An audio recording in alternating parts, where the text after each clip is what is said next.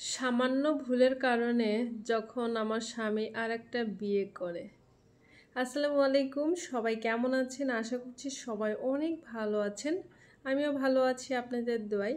তো আসলে সংসার লাইফটা এমন, যখন দুটা স্বামী স্ত্রীর গল্পটা আমি উপস্থাপন করি, দুই স্বামী স্ত্রী আমাকে দিয়ে আমি বুঝাই যে আমি আপনাদের ভাইয়া সংসার খুবই ভালো চলছিল, এতটাই ভালো চলছিল, একদম সুখের সংসার চলছিল 1 বছরে।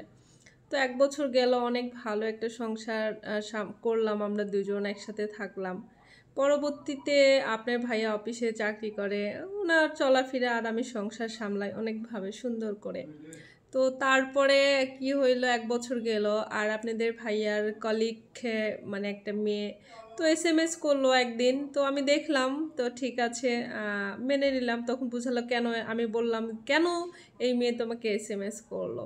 সে বলল না, এমনি অফিসের কাজে SMS করছে বা এরকম কিছু। আচ্ছা ঠিক আছে, তারও 6 মাস চলে গেল ভালোভাবে এভাবে করতে করতে। তারপরে দেখি আপনাদের ভাইয়া একটু অ্যাভয়েড করতে শুরু করলো, মানে আমাকে। তো সেই টাইমটা খুব অসহায় মনে হচ্ছিল, মানে জীবনে মেয়েদের সবচেয়ে তো অসহায় জীবনটা কিন্তু সেই টাইমেই মনে হয়, তাই।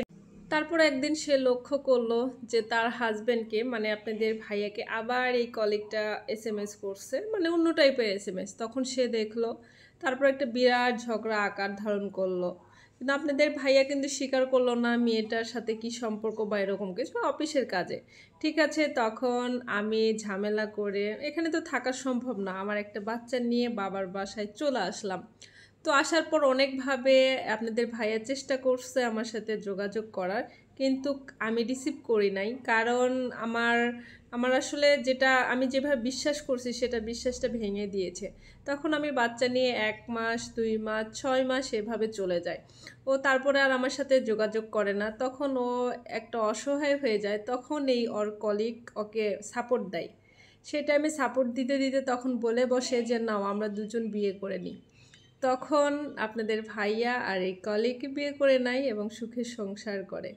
তো এটাই গল্পতে আমি বুঝাইতে চাইলাম, আমার জীবনের গল্প না এটা, কিন্তু প্রত্যেকটা মেয়ের এই গল্পটা হতে পারে। হ্যাঁ, 99%-এর মধ্যে 70% মেয়ের জীবনে কিছু কিছু এরকম ঘটনা ঘটে বা এরকমও ঘটতে পারে। কিন্তু কি আমরা এই জিনিসটা ভুল করি যে সামান্য ব্যাপারে আমরা এটা সংশোধন না করে ভুল বুঝে চলে আসি। এটা আমাদের, হ্যাঁ, আমরা কেন ছাড়বো? আমাদের সংসার ছাড়া কি দরকার? হ্যাঁ, ভুল করছে আমার হাজব্যান্ড, ভুল করছে আমি দেখতে পাচ্ছি, কিন্তু ওকে তো ছেড়ে দিয়ে আসা যাবে না কোনোভাবেই না।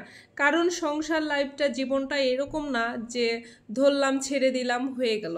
আমাদেরকে আসলেই মেয়েদের জীবনটাই তো এরকম তৈরি হয়েছে যে কষ্ট করবে, সহ্য করবে, সব মেনে নিবে, তারপরেও সে সংসার করবে।